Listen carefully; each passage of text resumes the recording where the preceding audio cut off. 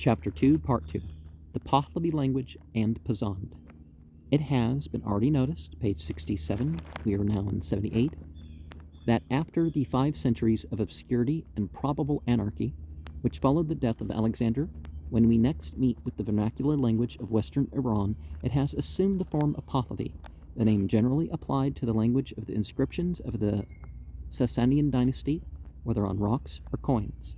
In the Karnama of Ardashira Papa Khan, it was written that after the death of Alexander of Rome, there were 240 small rulers of the country of Iran. The warriors of Fars and the borders adjacent to it were in the hands of a chieftain of Ardavan. Papak was governor and sovereign of Fars and was appointed by Ardavan Karnamaka Artakshira Papakan.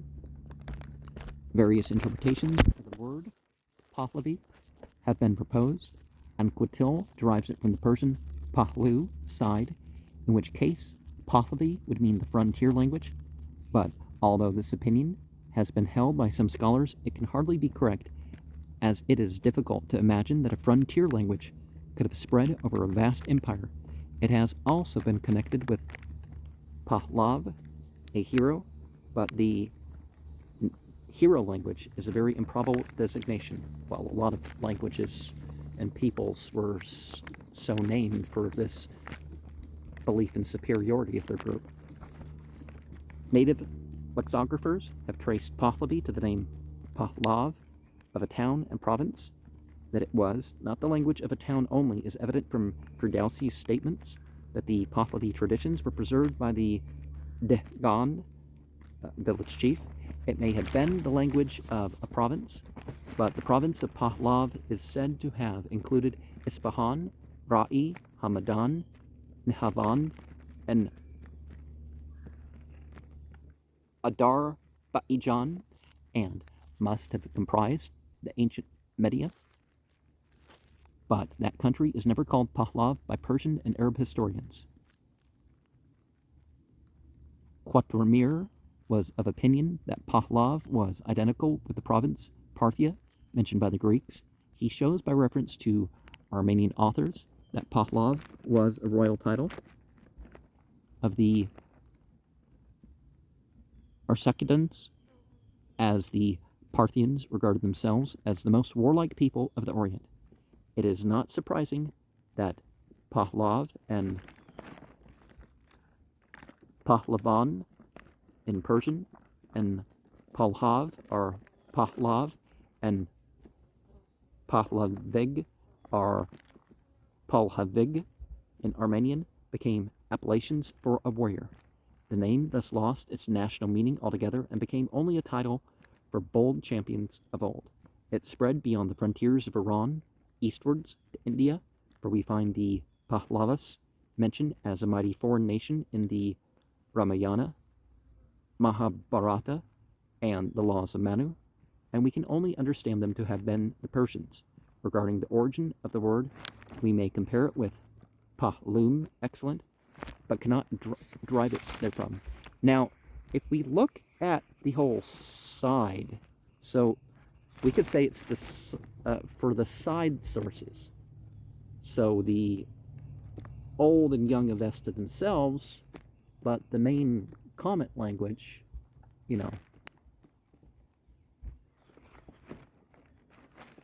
as the name of a nation, we can discover it only in the Parthva of the cuneiform inscriptions, which is the Parthia of the Greeks and Romans. The change of Parthva into Pahlav is not surprising, as L is not discoverable in the ancient Iranian tongues, where R is used instead, and Tha in the Middle Persian of an ancient Iranian word generally becomes in Persian, such as the Avestan Mithra equals the Persian Meher. It may be objected that the Parthians were not Persians, but probably a Scythian race, and that Pahlavi could not have been the language of the Parthians.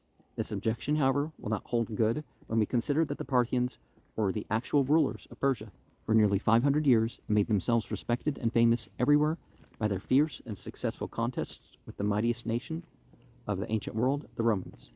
It is not surprising, therefore, that the name, which once struck such terror into the hearts of the Roman generals and emperors, was remembered in Persia, and that everything connected with antiquity, whether in history, religion, letters, writing, or language, was called Pahlavi, or belonging to the ancient rulers of the country, the Parthians. Pahlavi thus means, in fact, nothing but ancient Persian in general, without restriction to any particular period or dialect. Thus, we may see from the use made of the word by the Muslim writers, thus Ibn Haug, an Arab geographer of the 10th century, when describing the province of Fars, the ancient Parsis, states that 3 languages were used there, viz. The Farsi, Persian, spoken by the natives when conversing with one another, which was spread all over Persia and understood everywhere. The Pahlavi, which was the language of the ancient Persians, in which the Magi wrote their historical records, but which in the writer's time could not be understood by the inhabitants of the province without a translation. The Arabic, which was used for all official documents of other languages spoken in Persia. He notices the Kuzi, the language of Khuzestan, which he states to be quite different from the Hebrew, Syriac, or Farsi. In the Mujmila Tawarik, there is an account of Pahlavi inscriptions in Persepolis, but the writer evidently means those in cuneiform characters. And a lot of areas, I think Tibet's one of them too, where you have multiple language. You have the common language, you have the old religious language, and you have the new religious language. Well, the old, so if you're a priest, you can speak all 2 of them. From all this, we may clearly see that the name Pahlavi was not limited to any particular period or district. In the time of Firdausi, 1000 of the Common Era, the cuneiform writing, as well as the Sasanian inscriptions passed for Pahlavi characters, and the ancient Persian and Avesta were regarded as Pahlavi, equally with the official language of the Sasanian period, to which the term has been now restricted. Since the others have become better known, the term Pahlavi was thus, in fact, never used by the Persians themselves in any other sense than that of ancient Persian, whether they refer to the Sasanian, Arsacidan, Achaemenian, Kayanian, or Peshdadian times. Any reader of the Shahnameh will arrive at this conclusion. This misapplication of a more recent name to earlier historical facts is analogous to the misuse of the appellation Arumak, Roman, which the Parsi writers applied to Alexander, the Macedonian conqueror, because he entered the Persian Empire from the quarter where the Roman armies appeared in latter times. However loosely the term Pahlavi may have been formally applied, it has long been practically restricted to the written language of Persia during the Sasanian dynasty, and to the literature of that period and a short time after, of which some fragments have been preserved by the Parsis in a character resembling that of the Avesta, but very deficient in distinct letters. These Pahlavi writings are of a very peculiar character. Instead of presenting us with a pure Iranian dialect, as might have been expected in the language of a period commencing with the purely Iranian ancient Persian and ending with the nearly equally pure Iranian language of Firdausi, it exhibits a large admixture of Semitic words, which increases as we trace it further back, so that the earliest inscriptions of the Sasanian dynasty may be described as being written in a Semitic language with some admixture of Iranian words and a prevailing Iranian construction. Traces of the Semitic portion of the Pahlavi can be found on coins of the 3rd and 4th century BCE, and possibly on some tablets found at Nineveh, which must be as old as the 7th century BCE, so there is some reason to suppose that it may be derived from one of the dialects of the Assyrian language, although it differs considerably from the language of the Assyrian cuneiform inscriptions. Practically, however, our acquaintance with Pahlavi commences with the inscriptions of the first Sasanian kings on rocks and coins.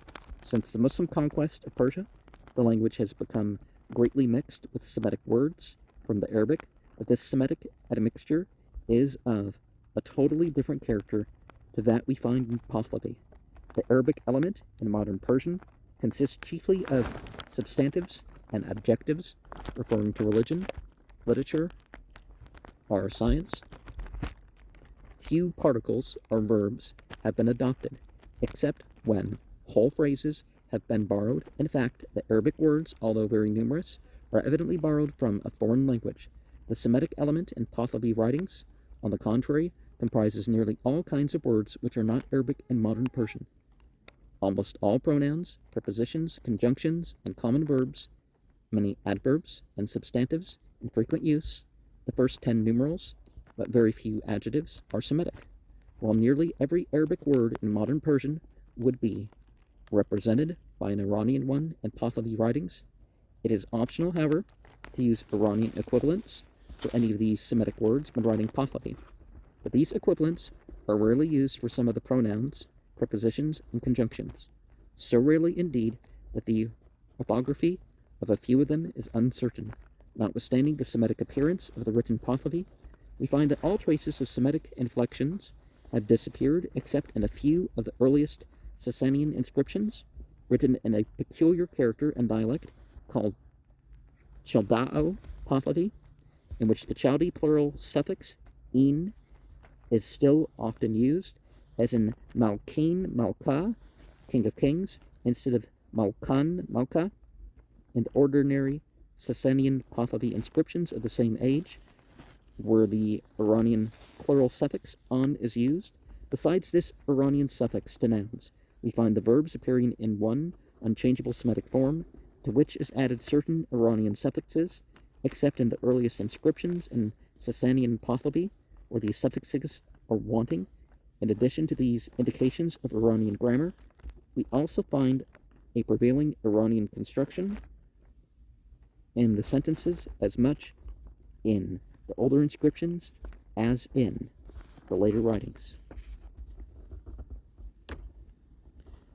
The explanation of this extraordinary compound writing, fundamentally Semitic in its words and Iranian in its construction, is that it never literally represented the spoken language of any nation.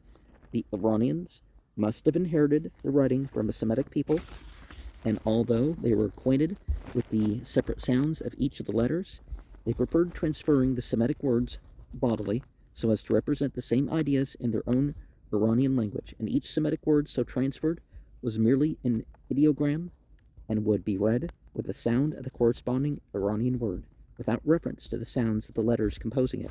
Thus the Persians wrote the old Semitic word Malka, king, but they had pronounced it Shah. And one of the things we run into is influence, right? So we now know that the Semitic languages come through the old Persian languages, or at the very least you can say they have the same root. So the influence, would have made their way out. But in the later case, Arabic came forth and it influenced what would properly be called Hebrew, and it influenced, Farsi as we know it in some other languages. When the Semitic words had more than one grammatical form, they would, for the sake of uniformity, be usually borrowed in one particular form, and probably in the form which occurred most frequently in the Semitic writings. As these ideograms were to represent an Iranian language, they would be arranged, of course, according to the Iranian syntax. For certain words, the writer could find no exact Semitic equivalent, except for Iranian names and religious terms to express them. He had recourse to the alphabet and wrote these words as they were pronounced, thus laying the foundation of the Iranian element in the Pahlavi. And we can also look at it and say, well, here's an area, Iranveg, where those 5 tribes were, the Hindu Kush Himalayan. We have, about 40,000 years ago, people started to speak over 200 vocal sounds instead of 40, like earlier groups of humans, and you could say every language would have sprouted out from that area. As the Semitic ideograms remained unchanged, it was necessary to add Iranian suffixes to indicate the few grammatical forms which survived in the spoken language. These additions appear to have been only gradually made for the sake of gradual precision, as some of them are not found in the older inscriptions. In latter writings, we find a few other Iranian additions to Semitic words, used generally to indicate some modification of the original word. Thus, Abu, Pid, father, is altered into Abidar, Pidar, into Mad, mother, into Amidar, Maddar, and so on. In these later writings, we also find the proportion of the Semitic element considerably reduced, being confined to the representation of some 300 to 400 of the commonest words in the language, while all other words are Iranian, written as they are pronounced. The only exception extant seems to be a few. The only exceptions extant seem to be a few Semitic plurals in "een" found in the 2.2 Pahlavi inscriptions. Before mentioned, page 82 or 83, but even these are used in phrases of Iranian construction. Well, most languages that have a rule tend to have some exception, right, of what to do with the plurals or something like this. Like in the Bible, most plurals are "im," but then there's the "een" ones, and then there's some plurals that are done other ways, I think. As a proof that the Persians did not use the Semitic words in speaking, we may quote the statement of Ammianus Marcellinus, 19, number 2 and 11, referring to the war between the Roman Emperor the Emperor Constantius and Shahpuhar II, about 350 of the Common Era. Oh, Constantinus, okay, that's why I was correcting it automatically, right? He says the Persians use the terms Sansan and Pyrosen, meaning king of kings, and conqueror. Both these terms are Iranian, the first being Shahanshah, and the latter Piruz, victorious, and show conclusively that the Persians of those times did not pronounce Malkan, Malka, although they wrote those words, but they both wrote and pronounced Piruz, which has no Semitic equivalent in Pahlavi.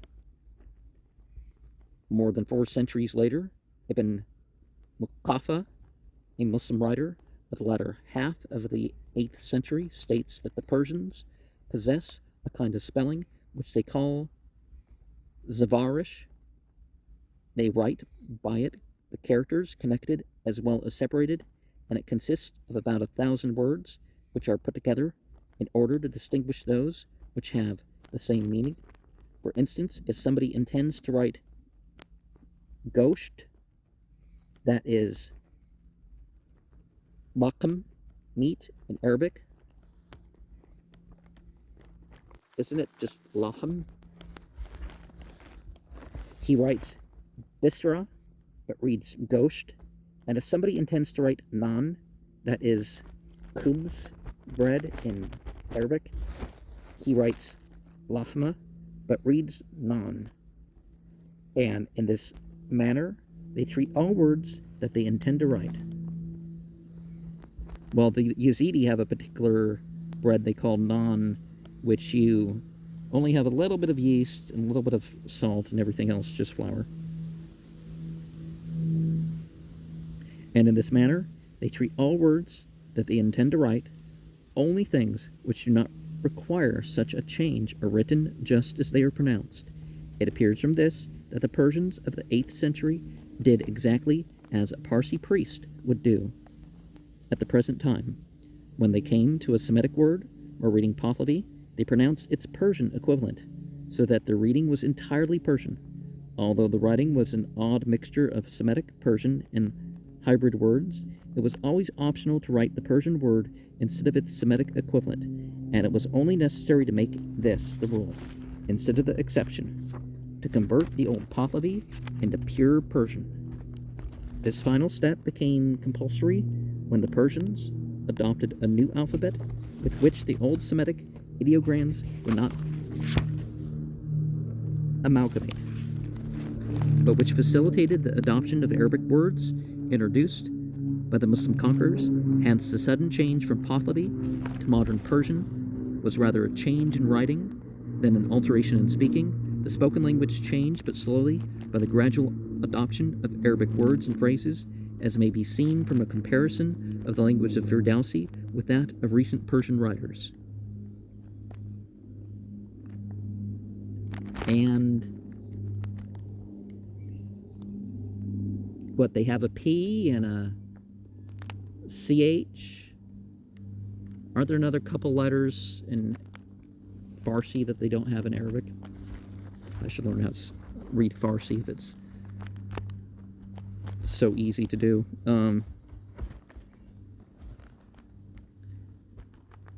Ibn Muqaffa uses the term Zavarish for the Semitic element in Pahlavi, and this is the term usually employed in Persian, although written occasionally as Zvarish or Uzvarsh. In Pahlavi, it is written Huzvarish or Uzvarishan, but it is doubtful if the word occurs in any very old writings. Several attempts have been made to explain its etymology, but as its correct form is by no means certain, it affords very little basis for trustworthy etymology. The term Huzvarish is applied not only to the Semitic ideograms, but also to a smaller number of Iranian words written in an obsolete manner so as to be liable to incorrect pronunciation. These obsolete Iranian written forms are used in ideograms in the same manner as the old Semitic words. The habit of not pronouncing the Huzvarish as it is written must have tended to produce forgetfulness of the original pronunciation of the words. This was, to some extent, obviated by the compilation of a glossary of the Huzvarish forms with the pronunciation in Avesta characters, as well as their Iranian equivalents. When this glossary was compiled is uncertain, but as the pronunciation of some of the Huzvarish words is evidently merely guessed from the appearance of the letters, we may conclude that the true sounds of some of the words were already forgotten. It has been already noticed, page 68, we're on 85 right now, that Pahlavi translations of the Avesta are called Zand, and we may here further observe that the Iranian equivalent of Huzvarish is called Pazand. Reserving further explanation of these terms for the third essay, the Pazand may be written in Pahlavi characters, as happens when single Pazand words are substituted for their Huzvarish equivalents in Pahlavi text, or it may be written in Avesta characters, which happens when the whole text is so transliterated and is then called a Pazand text, or this Pazand text may be further transliterated into the modern Persian character when it is still called Pazand, and differs from the Iranian element of modern Persian only in its frequent use of obsolete words, forms, and construction. It would be convenient to call this Persian form of Pazand by the name Parsi, but it is not so called by the Parsis themselves, nor in their books. With them, Parsi or Farsi means simply modern Persian. More or less similar to Firdausi's language, it has been mentioned above that it would be easy to forget the pronunciation of the Huzvarish words, and it is now necessary to explain how this could be. The Pahlavi alphabets, being of Semitic origin, have not only all the usual deficiencies of other Semitic alphabets, but also some defects peculiar to themselves, so that several sounds are sometimes represented by the same letter. Well, Semitic languages usually are phonetic, so they don't do that. How it's spelt is how it always is sounded. This Ambiguity is greatly increased in Pahlavi books by the union of two or more of these ambiguous letters into one compound character, which is sometimes precisely similar to one of the other single letters. The uncertainty of reading any word, therefore, which is not readily identified, is very great. No short vowels are expressed except the initial A, but it is presumed that they are to be understood when necessary as in all Semitic alphabets. 2 or 3 of the earliest rock inscriptions of the Sasanian kings record the names and titles of Ardashira, Papakan, and his son Shapuhar I, 226 to 270 of the Common Era, in 3 languages, Greek and 2 dialects of Pahlavi. The Pahlavi versions are engraved in 2 very different characters. One called Chaldao Pahlavi, from some resemblances to Chaldee in letters and forms. The other called Sasanian Pahlavi, as being more generally used by the Sasanian kings in their inscriptions, both on rocks and coins. This latter character changes by degree on the coins of the later Sasanian kings till it becomes nearly identical with the Pahlavi character in the manuscripts still extant, while the Chaldao Pahlavi appears to have gone out of use before 300 of the Common Era. Now, the same letter with the different sounds is probably the reference to Hebrew, how it started using dots to indicate, okay, here's this extra vowel, and here's where we're doubling the letter, and, a bunch of stuff that wasn't inherent in the older way. That's why I use a harsh pronunciation.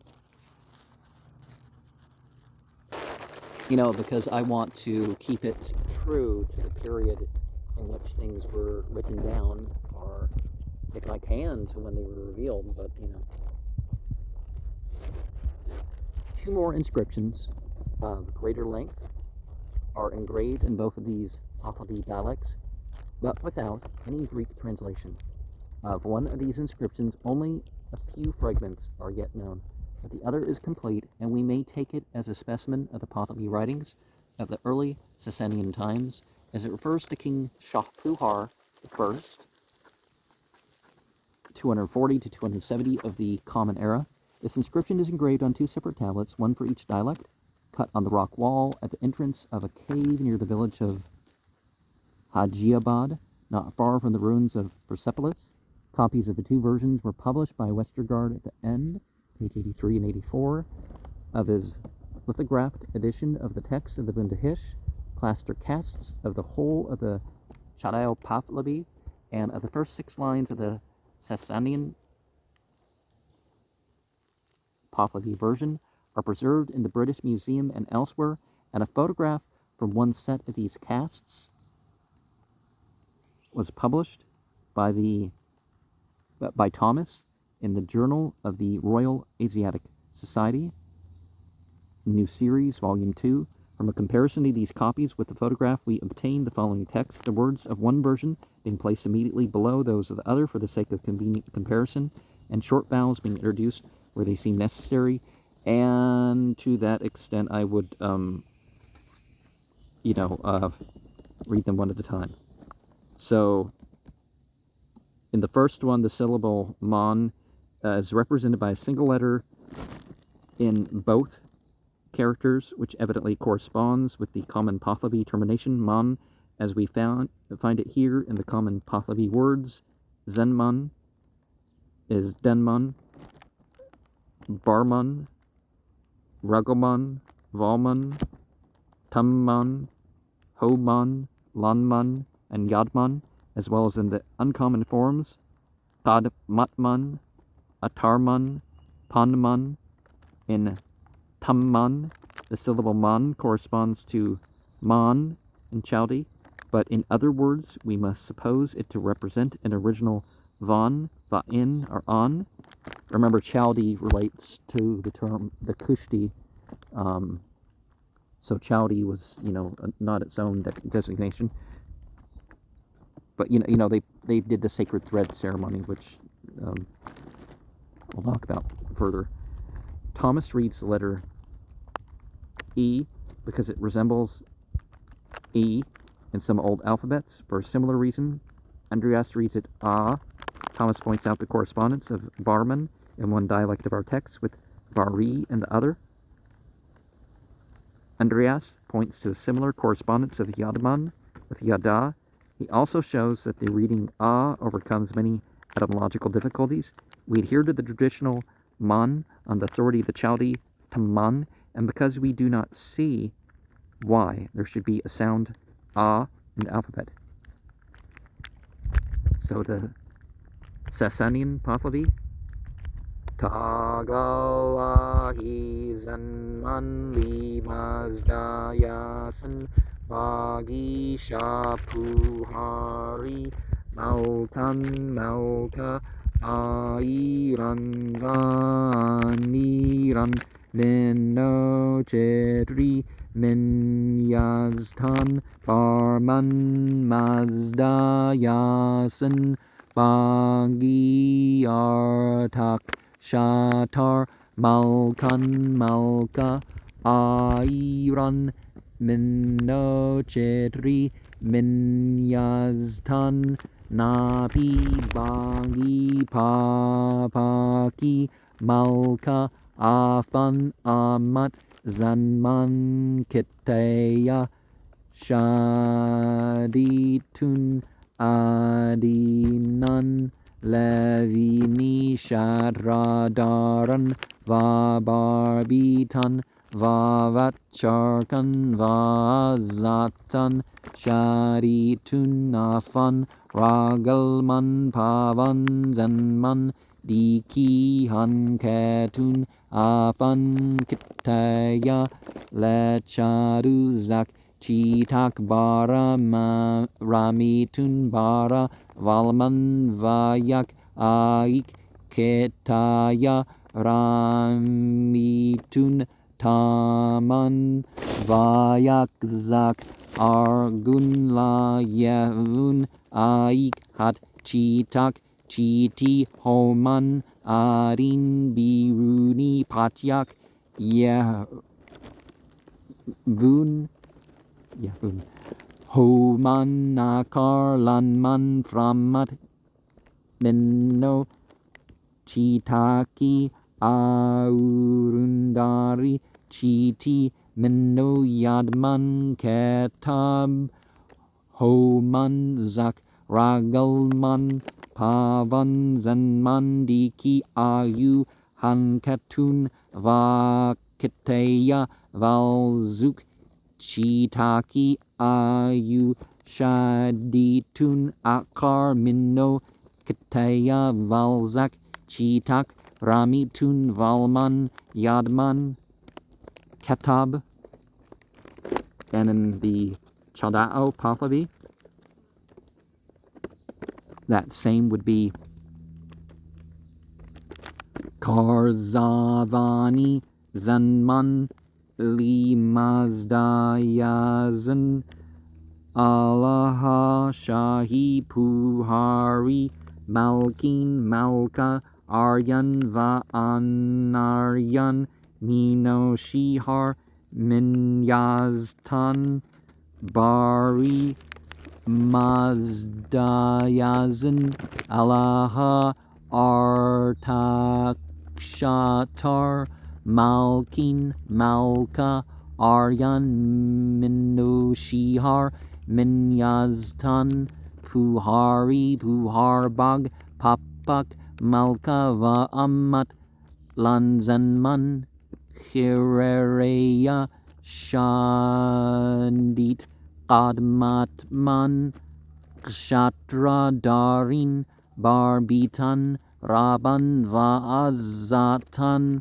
Shadit Nagarin Patan Zenman Them Hakaimut Va Kirereya Lehad Lehu Shiti Lebara Ramit Bish Tamman Anu Kirereya Naflat Lehavind Atarman La Yehut Aik Ak Shiti Banit havinde kal lebara shadedra aksi yahut havinde adin lan aupadis mindoshiti panman satar banit avat mino yada kedab havint nagarin patan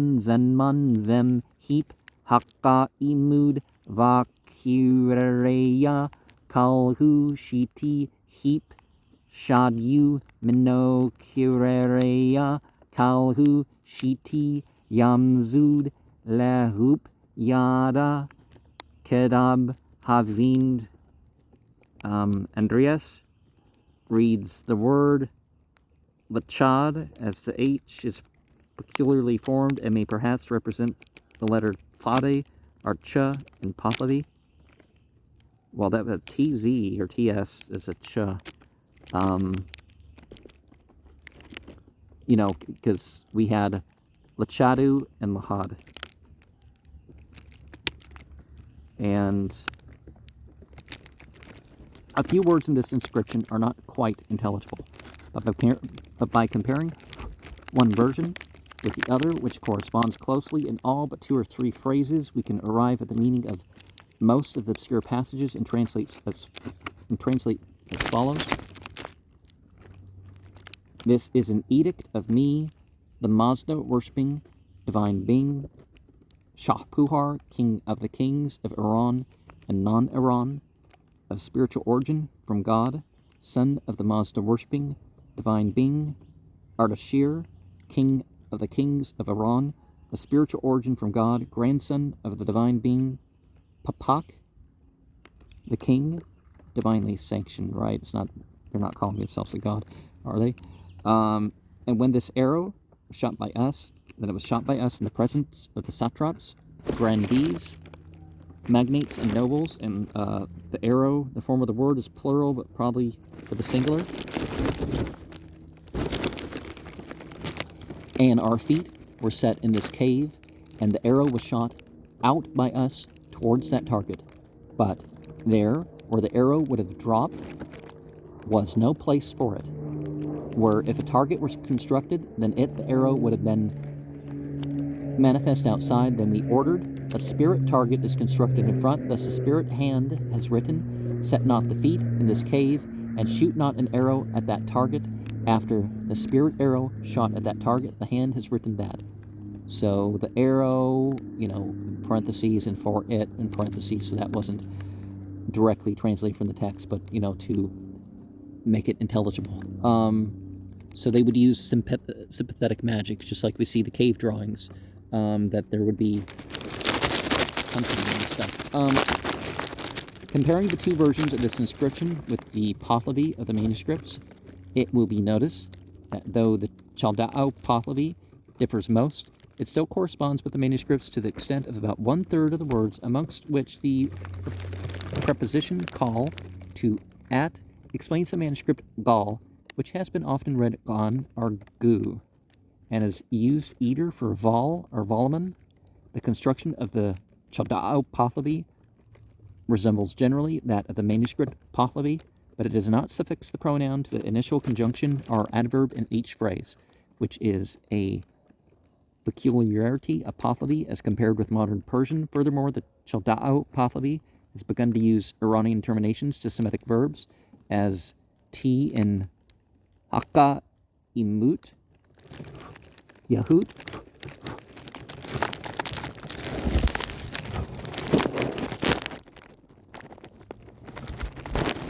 I wasn't sure what this thing, the D in, okay, the T is in Hakka Imut, Yahut, Havint, D as in Lahavind, Hakka Imud, Yamzud, and the conditional da in Havinda. The Sasanian version has not advanced to that stage in which it adopted Iranian terminations to Semitic verbs, although they are frequently used in other inscriptions some 20 or 30 years later. But in all other respects, the Sasanian approaches much closer than the Chaldao Pahlavi to the language of the manuscripts, about 2/3 of the words being identical, and the construction of the sentences precisely the same. Thus we find the pronoun suffixed to the initial conjunction are adverb in some phrases, as in afan and arinan. Only the pronominal suffix is Semitic, but in latter Sasanian inscriptions we find Iranian suffixes, as in afam and afash. The inscription leaves the question of their origin of the idafat, or relative particle, very uncertain. This particle is nearly always expressed in Pahlavi writings. A few exceptions to this general rule, besides unintentional omissions, may be discovered especially in manuscripts from Persia, and not merely understood, as it is generally in modern Persian. In this inscription, several words in both versions end in E, but as this vowel termination cannot be the idafat in some cases, it may not be so in any.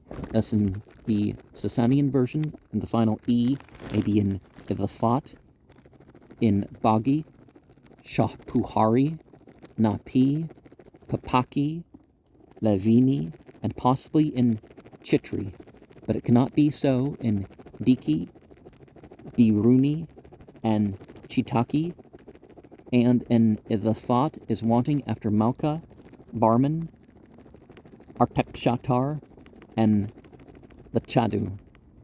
In the Chaldao Pahlavi version, the final E may be, it's an I with a line over it, because is different than E. Maybe in idafat, in Shahi Puhari, Bari, and Puhari. But it cannot be so in Shiti and Akasi, and in idafat is wanting after Alaha, Malka, Artakshatar, Puhar, Bag, Papak, and Lahad. Perhaps after the Shihar and Qadmatman, the omission of an idafat after Malka is most significant, as it is a position in which would be expressed even in modern Persian. It is therefore very doubtful whether any final I, long I, so E, is intended as an idafat. In inscriptions a few years later, we find the idafat in the form of the Semitic relative Z. To compare with early Sasanian Pahlavi of the inscriptions, we may take as a specimen of the manuscript Pahlavi a passage from the Karnamaka Ardashir Papakan, in which the Semitic ideograms are given in italics, and as a complete Pazand version in Neryosong's orthography is interlined so that the upper line gives the text as it is written, and the lower as it's pronounced. Orthography derived from other works, as no version of the Karnamak by Neryosong is known. The Pahlavi, Papak, Amatash, Namak, Deed. Anudukun, Yehavund, Afash, Pavan. Pasuko, Val, Ardakshir, Kard, Nipisht, Ig, Lakla, Danakyesh, Kard, Amat. Pavan, Mendavam, Moon, Zian, La, Josh, Shayast, Budano, Lavatman, Vajurgao, Stajak, Yedvuntano, Malaya, Drusht, Advajish, Ahuhash Guft, Kavan, Bujishan,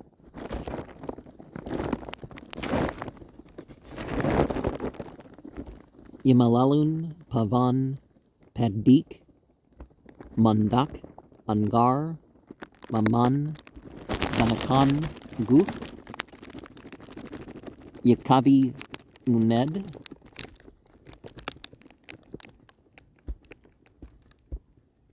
Aij, Dushman Pavan, Dushman Zakla Tuban, Vakduntano Moon, Ashomard Min Kunishni Nafshman Aubash Rased Denmanich Guft Yakavi Muned Aig Minzak Aish Musta Varmand Al Yehavuni Mun Javid Min Valman La Vijred Valak Benafshman Daned Aig Ardavan Madame Li Vaklak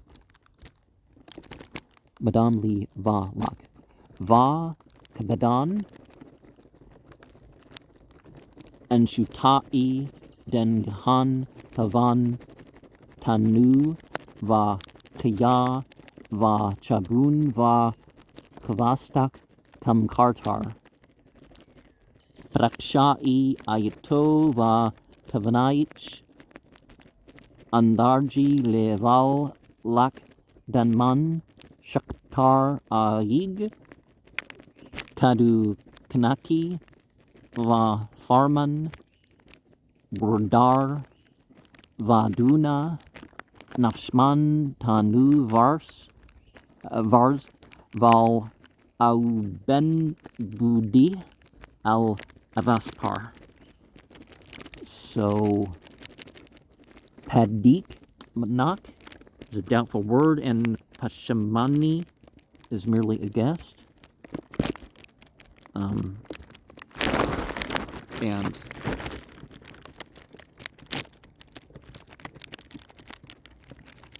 a few exceptions to the general rule besides derived from other works is no verse.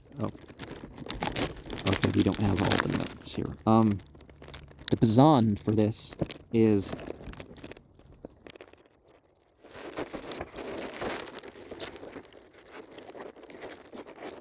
Papakash Namandid Andugen Bud Vashpa Pasuk O Ardashir Kardnavashku Thune Danaiha Kardanka Pathese Kezia Ne Azhash Shayast Budan Awa Guzurgan Stezha Burdan Sakun Durusht Awazeha Havash Guft Nun Hoseshan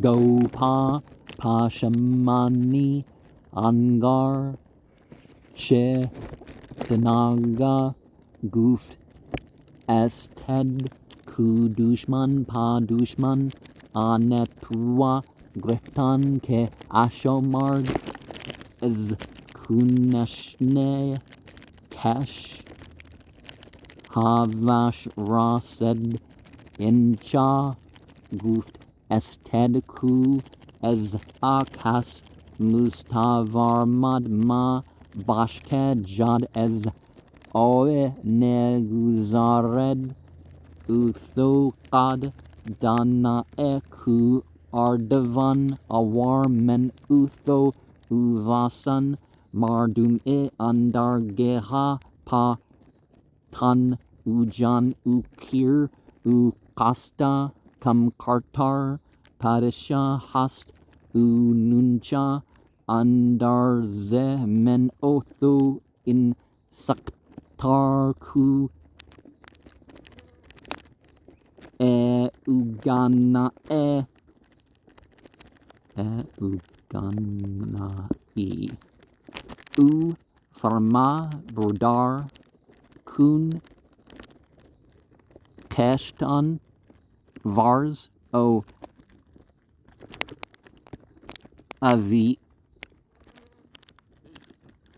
Avin Budi Ma Awaspar. This passage may be translated as follows. Papak, when he saw the letter, became anxious, and he wrote in reply to Ardashir thus: Thou didst unwisely, when to carry on a quarrel with the great in a matter from which there need be no harm. Thou spakest words fierce and loudly about it. Now call for release and recount with sorrow, for the wise have said that an enemy is not able to take that as an enemy to which a righteous man attains by his own actions. This also is said, be not an antagonist of that person away from whom you depart not, and thou thyself knowest that Artavan is very despotic sovereign over me and thee and many men in the world as to the body and life, property and wealth. And now also my advice to thee is most strongly this, that thou practice conciliation to thyself, and act obediently, yield not to want of any foresight. It will be noticed that many of the words in this Pahlavi text, such as deed, card, nipisht, etc., or Pazand, although they have Semitic or Huzvarish equivalents, such as Kadilund, Vadund, Yektibund, and so on, which might have been used. Farman Burdar,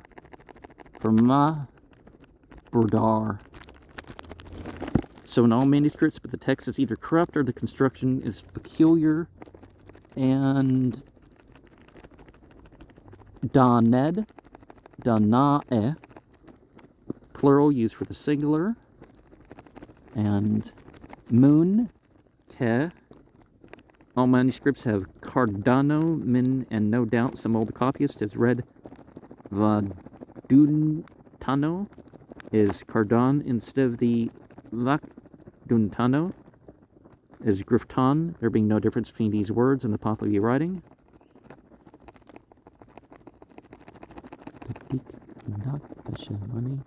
No doubtful. Pashamani, I guess. Okay. This generally is the case in the thing about the many words. And this is generally the case in Pahlavi manuscripts, as it is quite optional for the writer to use either the Huzvarish word or its Pazand equivalent, except perhaps in the case of some of the particles and detached pronouns, which are hardly ever used in their Pazand form in Pahlavi writings. It is necessary to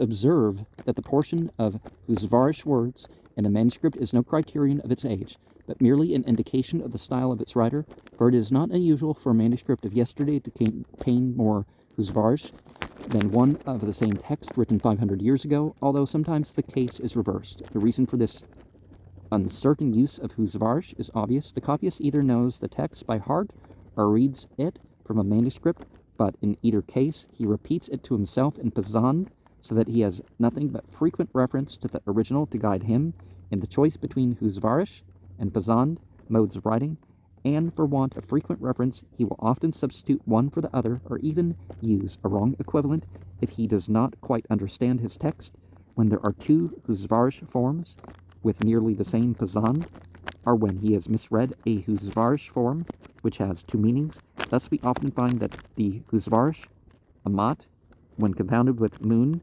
which, because the Pazand of both is Ka or Ke, and sometimes the Huzvarish Ig, that is similarly confounded with owing to its having been read as Ke instead of Ku. On the other hand, as the Huzvarish Vakdund taken cannot be distinguished from Vadund done, they are both liable to be read and written either as card or grift according to the knowledge or ignorance of the copyist.